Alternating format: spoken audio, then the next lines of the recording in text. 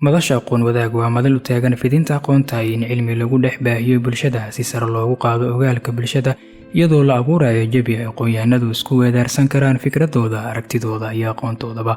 haddii ay noqoto dood cilmiyeedyo, gorfeen ama faaqidaad buugaag, bulshadana lagula wadaago maqal iyo muuqaal.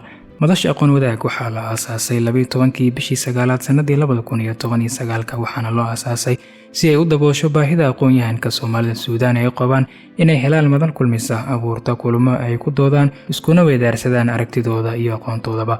waxaana aasaastay Sumaya Cali Same oo ahayd gudoomiyihii koowaad ee madasha aqoon wadaag waxay u taagan tahay tayeenta aqoonta iyo taageerida aqoon-yahanka si aan ku bixino garaadka bulshadeena. waxqabadka madasha waxay rogtay fagaaro lagu gorfeeyo mawaadiic taabanaya horumarka qofnimo ummadnimo. si joogto ah waxaynu bil walba u qabanaa madal kulmisa ardayda Khartoum iyadoo ay diiradda saaraan mawaadiic mudan in la gorfeeyo lana dul istaago. waxaana xulanaa oo marti qaadnaa hadba aqoon-yahanka aan isleenahay wuxuu u hel u yahay mowduucaas.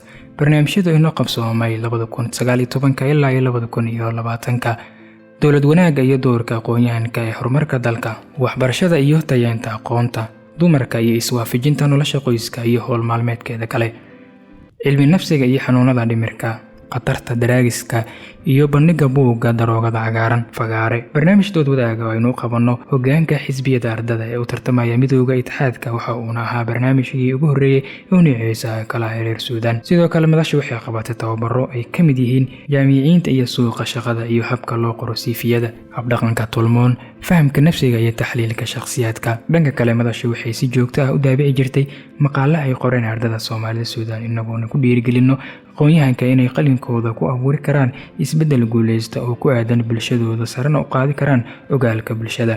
gabagabo hiigsigeenu waa inaan sii laba jibaarnaa shaqadeena si aan u tayeno aqoonta islamarkaana u taageerno aqoon-yahanka.